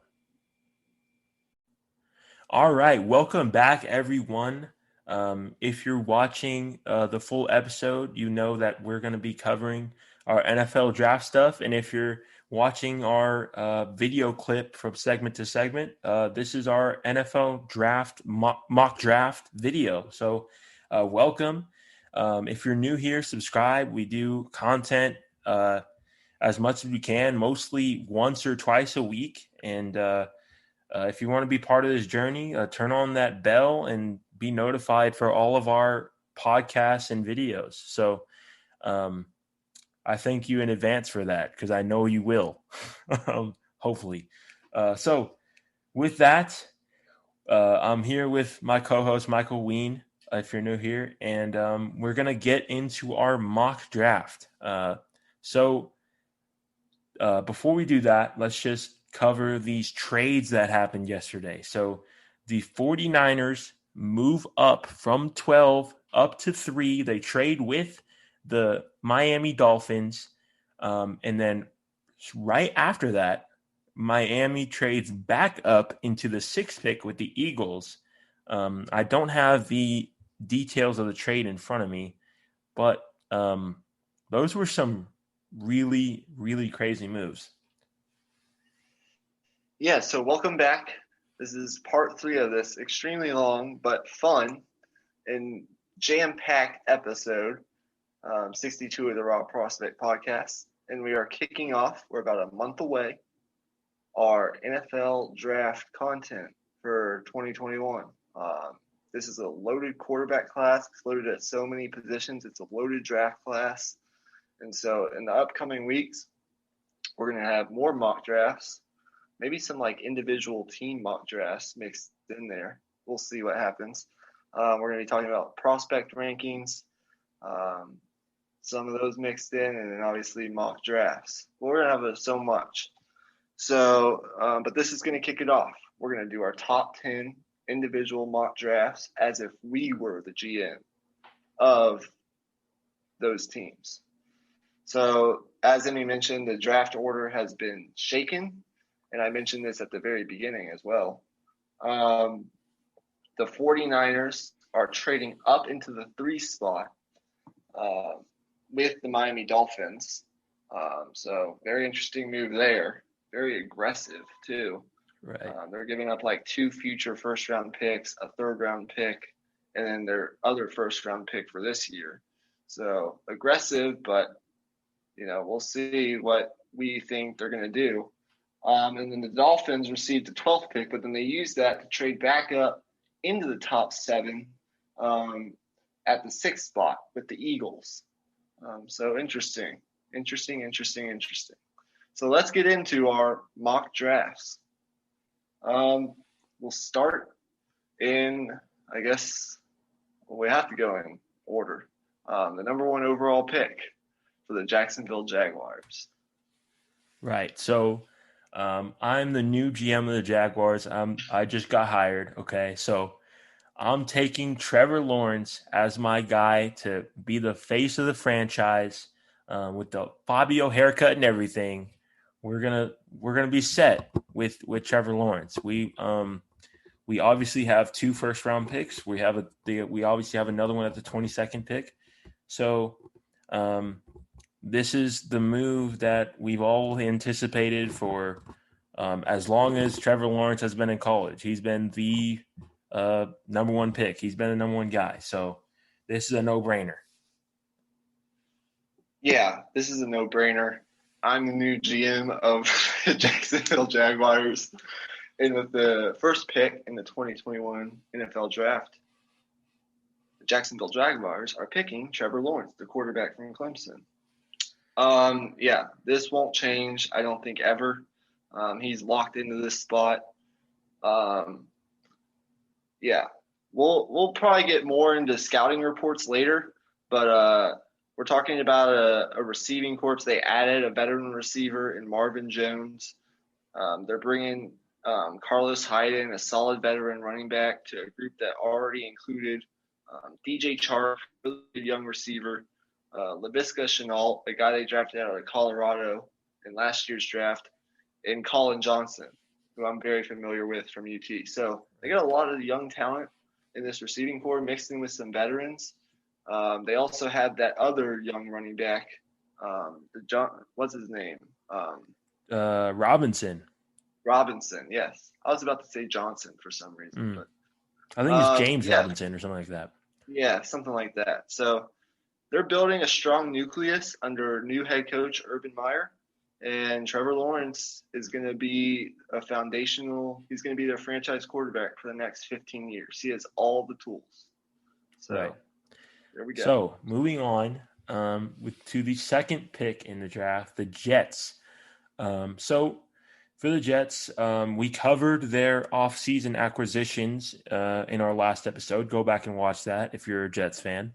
If I'm the Jets, I just drafted a new head coach, a new regime, and I'm moving on from Sam Darnold. I'm going to take Zach Wilson with the second overall pick.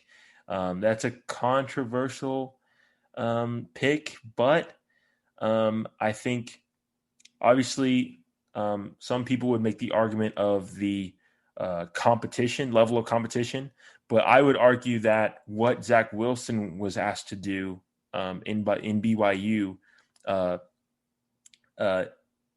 asked of him a higher level of quarterback play, and he was able to deliver on that with his reads, his ability to identify coverages is top-notch, look off safeties as well, and his accuracy is there.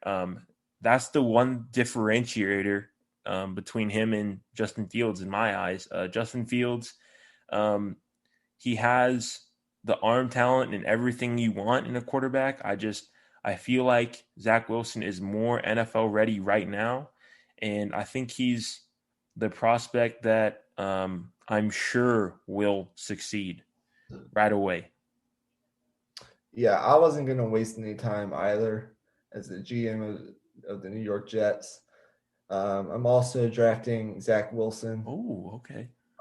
Despite, and it hasn't really been voiced on this podcast, but off camera, I've said that I'm higher on Justin Fields than some people are, and I think he'll end up being a better NFL quarterback than Zach Wilson. But I'm not going to waste any time with this mock draft, given that there was a report that came out today from a very reliable source, a draft beat writer who works for The Athletic that was at Zach Wilson's pro day, that says, and he had multiple scouts tell him, Zach Wilson's a lock at number 2. The draft starts at number 3. That's what multiple scouts have told multiple reporters, and reports that came out this afternoon after his pro day. He's obviously, despite some of my doubts about him, he's a athletic, slender build. He's got what I call an elastic arm. He can throw from multiple different arm slots, which is useful in today's NFL. He has an incredible ability to make plays off platform. and throw, on the run and stuff. That's probably his biggest strength. And he's obviously a very, very good pinpoint accurate deep ball thrower, which is also you need to be able to throw the ball deep and stretch the field in today's NFL. I do have my doubts about only one season of super elite production. He did play against some subpar competition compared to some of his peers, but and he did play behind one of the best offensive lines in the country. But that's not to say Trevor Lawrence and Justin Fields didn't also play behind very good offensive lines. So we'll get into more of the argument between Justin Fields and Zach Wilson in probably a future episode, like coming up here really soon. But since we do have our differing opinions, but just because I think he's the better, or Justin Fields is the better prospect, doesn't mean that Zach Wilson can't be drafted over Justin Fields. And I think he's the perfect quarterback for the New York Jets. So right, I agree. So moving on to number 3, like you said, the draft starts here. That's a pretty accurate statement. So the 49ers, wow. Before they made that trade up, I was thinking they were going to go corner, but obviously you're moving up to number 3 to get your guy at quarterback. I'm taking Justin Fields.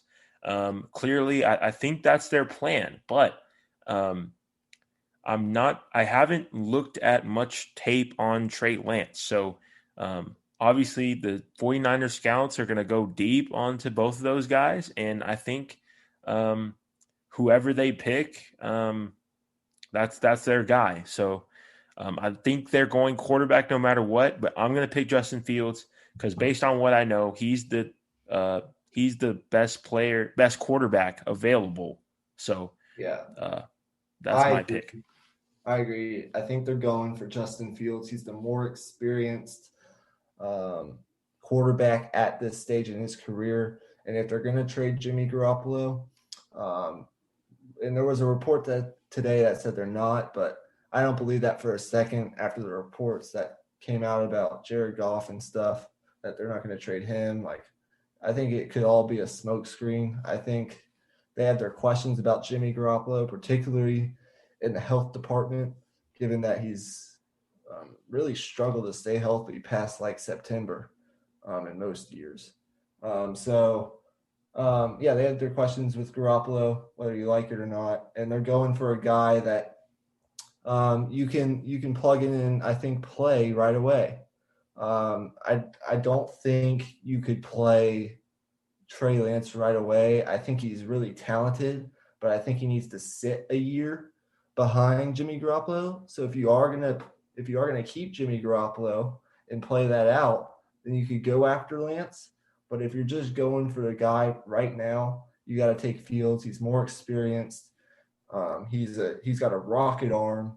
He's got that toughness that we saw displayed on multiple occasions. Obviously, people question his processing ability, and I can understand that. He's a little slow to process defenses at times.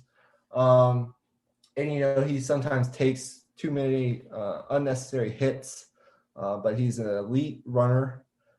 He's elusive.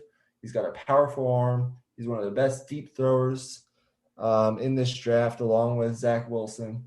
And he's got the skill set. He's just got to work on, and I don't know I think you can work on the processing ability and maybe some of the pocket presence things that come with being a quarterback in the NFL. But you get him, and you have he'll have one of the best weaponry cores to work with in the league. I mean, Deebo Samuel, all of those guys. So, and I think he'll fit well on a Kyle Shanahan system. So that's the play if you're going for like immediate play, in my opinion. But you never know. I mean, Trey Lance he's got all the tools. So if they wanted to go that route, I understand. I just think he needs to sit a year. But we'll get into more of that later. Right. So moving on to this next pick, we have the Falcons at the 4th overall pick. This is gonna be a big surprise. I'm actually trading down with the Falcons. I'm gonna trade down with the Denver Broncos to go down to the 9th overall pick, and the Broncos will move up in the draft to 4 and draft Trey Lance and put some fire in the belly of Drew Lock. And if that works out, great. But if Drew Lock keeps playing the way he's playing, you need to fix the quarterback position, because I think that's the only hole on this Broncos team. They are stacked everywhere else. Offensively, they have so many weapons. Defensively, you have a defensive coach in Vic Fangio, and you have Von Miller coming back, really good pass rushers.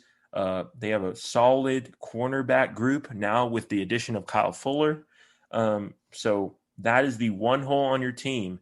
And adding one more player to the quarterback room, this will hopefully improve both of them to where you can improve next season and actually have some decent quarterback play, because that's all you need to be competitive.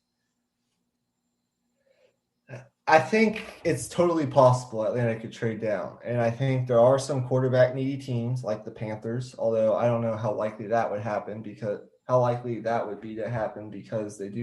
in the same division, and you hate to reinforce your division rival with a bunch of picks to trade up. But I think the Panthers, the Broncos, there's some other teams obviously in the quarterback market that could trade up here. But I didn't incorporate any trades into my mock draft just for the sake of time and simplicity. Matt Ryan has been sacked 40 plus times each of the past 3 seasons. I don't have the exact numbers, but that is a fact. So I'm going offensive line. The best offensive lineman in this class is Penei Sewell, an offensive tackle out of Oregon. You put him in the mix. He's a well-built, wide frame with a dynamic he's powerful off the line of scrimmage, dynamic skill set, plays with incredible consistency and sound fundamentals. He's got really strong hands. He's a mauler off the line of scrimmage and run blocking, and he makes pass blocking look pretty effortless. In mirroring the pass rushers, he makes that part of the game look pretty effortless. He does have some hand placement issues at times, and there are some minor things you can touch up, but he's one of the best offensive line prospects we've seen in a while. And I think of all the offensive line prospects, because there are some good ones, while he may not have the highest ceiling, I think he has the lowest floor. He's going to be a really solid player no matter where he goes, at the very least. I think he can turn to a Pro Bowler. Give Matt Ryan some more protection. I did actually think about Kyle Pitts at this spot. I know Atlanta already has a ton of weapons with Calvin Ridley, Julio Jones, and the other guy, Hayden Hurst. Yeah, those guys. But if you think about Arthur Smith, what he did at Tennessee, he likes to run a lot of 2 tight end sets, versatile tight end sets. I did think about another pass catcher, but you got to protect Matt Ryan. I think Matt Ryan he's 35 years old. They just restructured his contract. He still has a couple years left, I think, of really good football.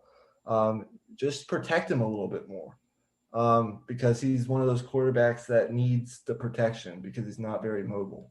So I went with Penei Sewell. I thought about defense as well, but I didn't see anybody. I don't have anyone that you go this high. Right. This high, I don't think there's a defensive guy you take that high. Exactly. Right. And another thing I wanted to say about the Falcons is, as you said, they kicked the can down the road with Matt Ryan's contract, and you hit that right on the head. So they can't get out of that deal for these next couple of years. So going with a quarterback is off the table. Matt Ryan's their guy. And then obviously, if they don't trade down, Penei Sewell is the guy they're picking. That's definitely their decision that they need to make. Just whether they want to trade down, get some defense, or get their guy to protect Matt Ryan. Right. So moving on here to the 5th pick, the Cincinnati Bengals. That's where I have Penei Sewell going. So for me, at the where the draft board is at, this is a no-brainer. You already have weapons for Joe Burrow. You just need to protect him. And getting a franchise left tackle, and then obviously you can work with getting another guy in the draft later in this draft. But go ahead and get your guy at left tackle and then worry about all the other stuff later. You can move guys around on that offensive line. So I think that's a no-brainer. You got to protect. Yeah. Joe The Burrow. Bengals, you have to go offensive line. And since I already have Sewell off the board at 4 to the Falcons, I'm going with the next best option in the draft, and that's Rayshawn Slater, an offensive lineman from Northwestern. Here's a guy who – I'm talking like Mel Kiper Jr. Here's a guy – Oh, my goodness. Here's a guy who's he's rugged, he's physical, he's smooth, he's got positional flexibility. That's the thing they rave about with Slater. He can play guard or tackle on both sides. He's actually the son of an NBA player, so he's got some of that like power forward build that I really like. As I mentioned, he's got the quickest feet of any offensive lineman in this draft. He's got good balance. He's very good in pass protection. People say that he's not necessarily the ideal size, and his arm length isn't ideal. But I don't like to nitpick like that, especially when you're doing mock drafts. For the Bengals, if Sewell's off the board, you have to go with the next best thing, and that is Slater, the offensive lineman from Northwestern. If you think about it, he played in the Big Ten, and he was tested by a lot of really good pass rushers, NFL caliber pass rushers like Chase Young and all those guys that have come out the past couple of years. So whether it's Sewell or Slater, you go with either one, whoever's available. Right. And I think if Sewell's off the board, I think Cincinnati can definitely think about trading down here. Right. Because I think Slater will drop, given that these teams next have some team needs that they got to fill, specifically and like the wide receiver and cornerback spots. But we'll get to that in a little bit. So with that, we will move on here to the Miami Dolphins, who traded with the 49ers and then the Eagles back up to 6. And I think it was to get this player specifically. I thought about getting Kyle Pitts, but I think you already have Mike Gesicki, and I think you want that number one guy on the outside, and Jamar Chase is the guy that will be able to do that. With the trades that they made, I think that just confirmed that they're sticking with Tua, obviously, and you want to get him weapons. I mean, you have Devontae Parker, you have that small slot guy, I forgot his name, but you don't have a true number one right now. And you have your tight end set already. You have a really good tight end. He was your best target last year. So throwing another guy in the tight end room won't fix that wide receiver problem. So you're going to go and get Jamar Chase here. And I think this will be the best in terms of immediate impact, because you don't want you don't want Kyle Pitts and Mike Gesicki stepping on each other's toes. I actually disagree. I think Kyle Pitts he's a generational talent. He's a wide receiver, but in a tight end's body. He can play multiple positions. You can split him out wide. You can put him inside as a tight end. I'd go Kyle Pitts. He's tall, athletic build, long arms, incredible catch radius, excellent body control. He's a smart route runner.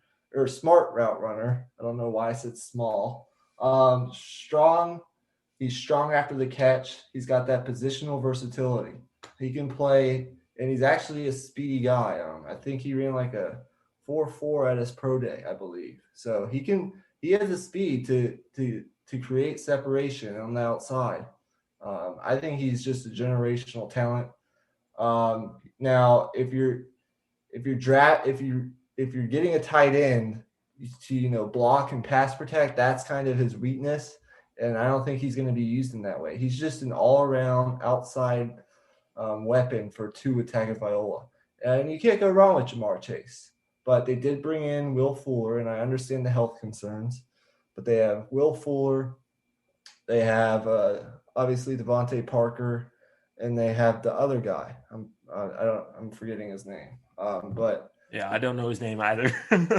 but he's pretty good too. I think with and you get a 2 tight end, Gesicki and Pitts. I think he's a wide receiver and tight end all in one.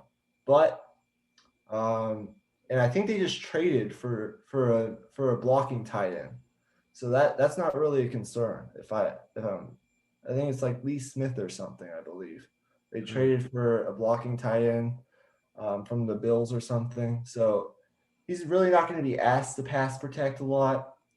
And if he is, that's something you can work on with him with more reps. He didn't really do it a lot at Florida. But I think this is a situation where if Miami takes Pitts, Detroit is taking Jamar Chase. And if Miami takes Jamar Chase, Detroit, although they have a lot of questions on their defense, they lost Kenny Golladay, and you can't get Jared Goff, just no weapons. So I think they'll take Jamar Chase at the next pick. But you go ahead and give your next. Right. I actually have them going a different direction. I have the Lions picking Patrick Surtain out of Alabama, the corner. He's a guy who's literally a cornerstone, if you want to a little play on words there. He's a knee biter if you want to go there. I mean, he's a guy who you throw in on your defense opposite of Jeff Okudah, and immediately you have one of the best potential duos, elite duos at corner in the entire league. And those are the type of pieces that you can really build your entire team around. And obviously, Detroit wants to build an identity. I think that's the biggest thing they want to do. I think they want to build a team that's going to run the football and just pound you. And then defensively, you're going to play good defense. And that's how you win with Jared Goff. I think if Rayshawn Slater happened to be on the board, I would go with him.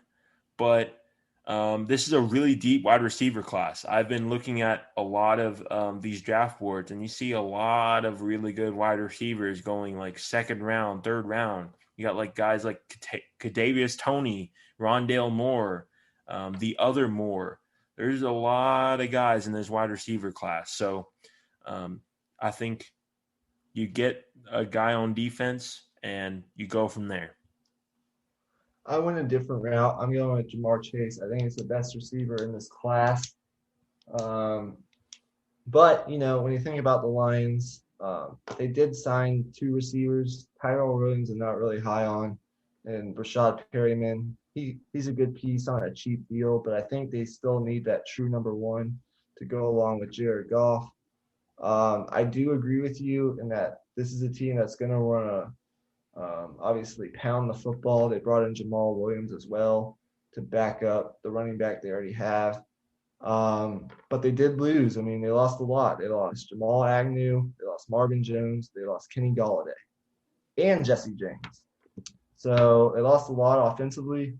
And I think Jamar Chase, I mean, we saw the display that he put on, given it was a historically good offense. 20 touchdowns in 2019. He's a well-built pass catcher, long arms, strong at the catch point, excellent body control. He's slippery and can create yards after the catch. They say that he's sort of an unrefined route runner in some ways, but you can work on that. And he lacks top-end elite speed.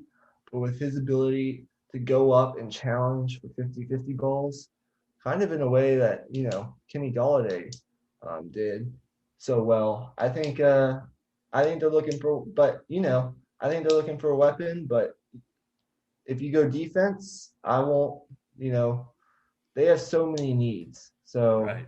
you can go in a lot of different directions. Right. And I think they know they won't win right away. So, I Right. mean, they're just going to go with best player available. And whoever that guy is for them, then you just kind of have to trust it, whatever position it may be. And then, so we'll move on. So the next pick, I have the Carolina Panthers taking Kyle Pitts. That's a no-brainer. Like, that's no hesitation. Like, literally, as soon as the clock starts for the Panthers, just boom, Kyle Pitts. He will immediately go in and be their red zone guy, be their like you said, franchise talent in terms of a target for Teddy Bridgewater. Obviously, they still have questions at quarterback long term, but I didn't think it was the right time for taking a guy like Trey Lance. I didn't like where it was at in terms of the draft board at 8. I think you can get a guy later, maybe trade back into the first round and get like Mac Jones or someone like that. But with the way the draft board shook out for my draft, Kyle Pitts was the no-brainer pick for me. I went with Trey Lance. I think given that it seems like they're going to keep Teddy Bridgewater in the fold for next year, Right. you sit Trey Lance behind him for a year or two because I think that's just what Trey Lance needs. And then down the road in 1 or 2 years, you have a guy who's doesn't have a lot of experience, yes, at North Dakota State. Only has played like one full season, I believe. But in that season, he was really good. He doesn't turn the ball over a whole lot. He actually had to call his own pass protections while at North Dakota State. So he's a very smart kid. He's very athletic. I think that will fit some of the things that Matt Rule wants to do. And, if it doesn't work out, you have a good trade piece in Trey Lance. I think the Panthers, it's hard to know what David Tepper, the owner, wants to do. I don't know, but this is what I would do. Go ahead and get that long-term quarterback of the future in behind Teddy Bridgewater, because I don't really know what next year's quarterback class looks like. I don't think it's nearly as strong as this one. Of course, you could look at a quarterback in another round, in a later round, but I think Trey Lance is too talented to pass up on. And I have Carolina slated as one of those teams looking to trade up into the top 5 to get a quarterback. But David Tepper, it's hard to know what he wants to do. Right. And I can definitely see the Panthers as a team that is in the market for Sam Darnold as well. Like, you can just send like a second to the Jets and then maybe get Sam Darnold in return, let him sit for a year, send him to Cabo or something, get the ghost stuff out of his head, and maybe have him reset his brain a little bit so he can come back a better and a new player for the next year. So that's an option as well. But I didn't think it was the right pick to take Mac Jones. I think it would be a little bit of a reach. So if they did like Mac Jones, I think trading down would be an option. So that will do it for the Panthers. We'll move on to the 9th pick here. And for me, that is the Atlanta Falcons, since we had that since I did that trade with the Denver Broncos. So for the Falcons, I'm going to get Micah Parsons out of Penn State, thumping linebacker, a guy who's rangy, a really, really good run defender. You already have Deion Jones, who's that smaller guy who's really good in coverage. Micah Parsons going to be that guy who can come up in the run game and attack. And I think the size in the middle that he can bring is something that this defense has been missing.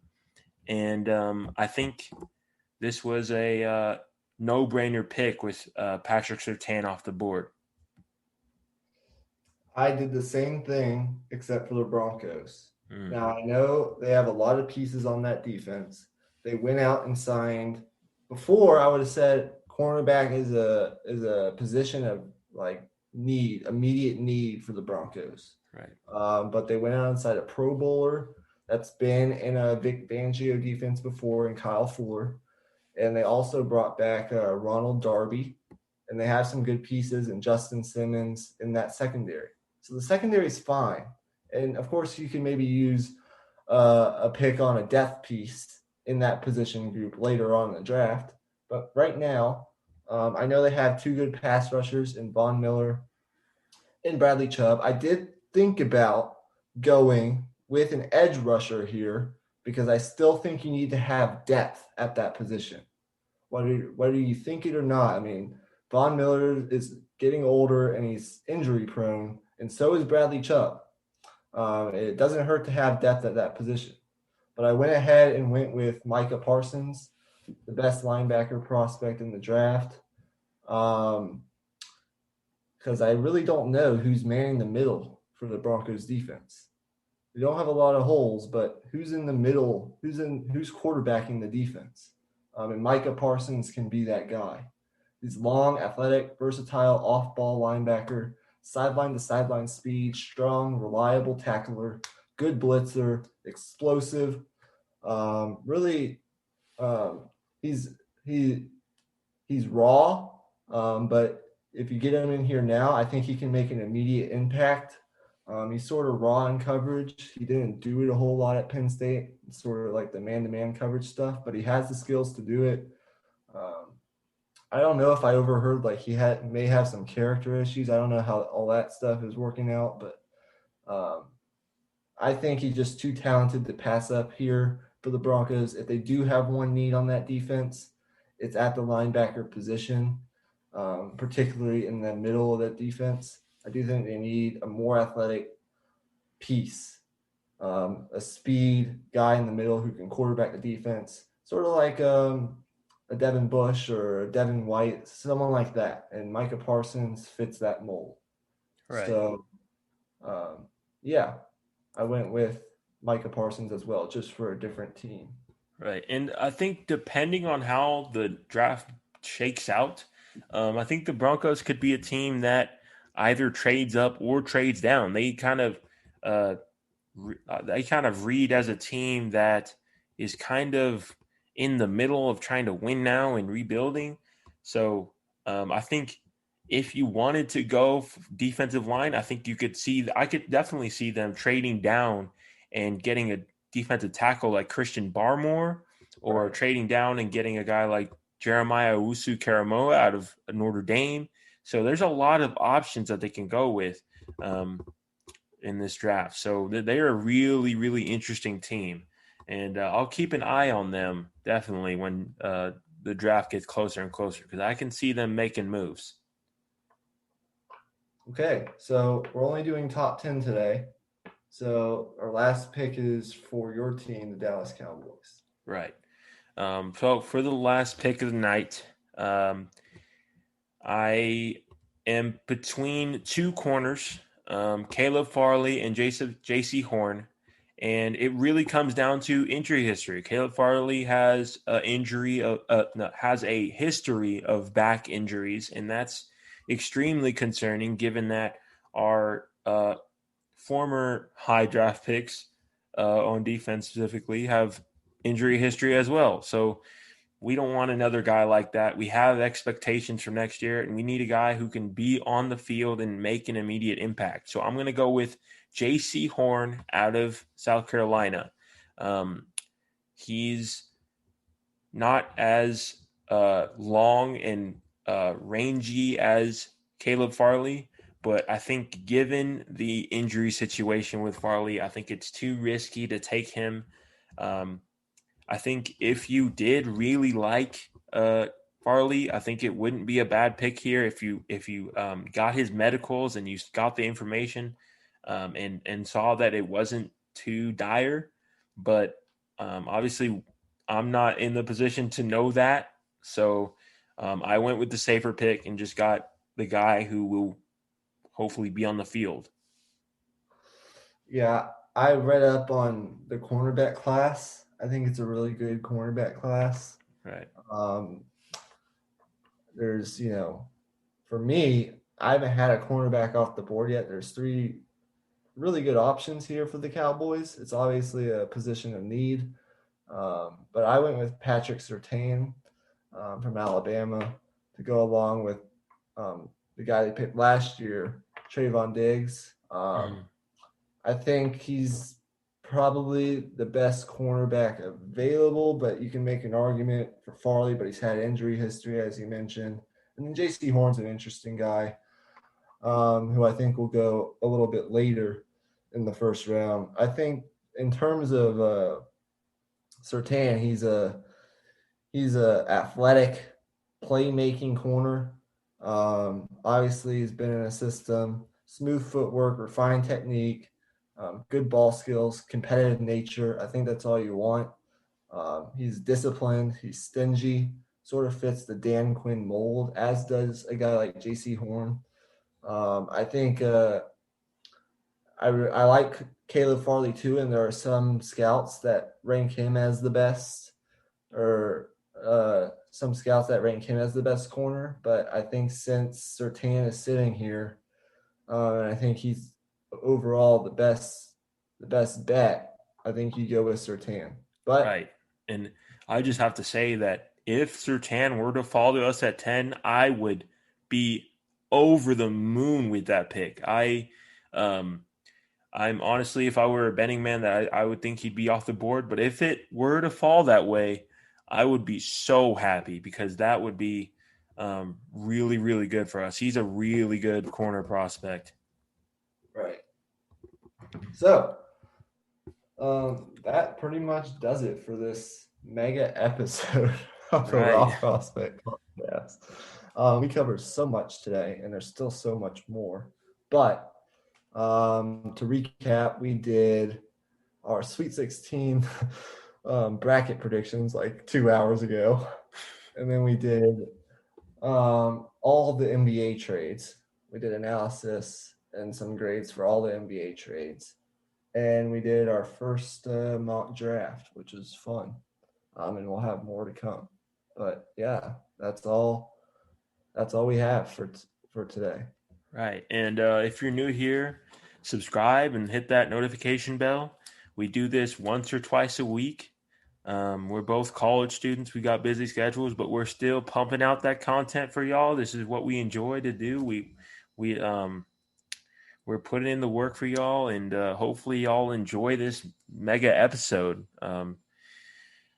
Hopefully we'll be back soon, but we got a lot of sports content coming up in terms of baseball and obviously draft. It's going to be a fun couple months here, so stay tuned for that, guys, and hit the like button and share this with your friends. And other than that, we'll see you on the next one. Peace. Peace out.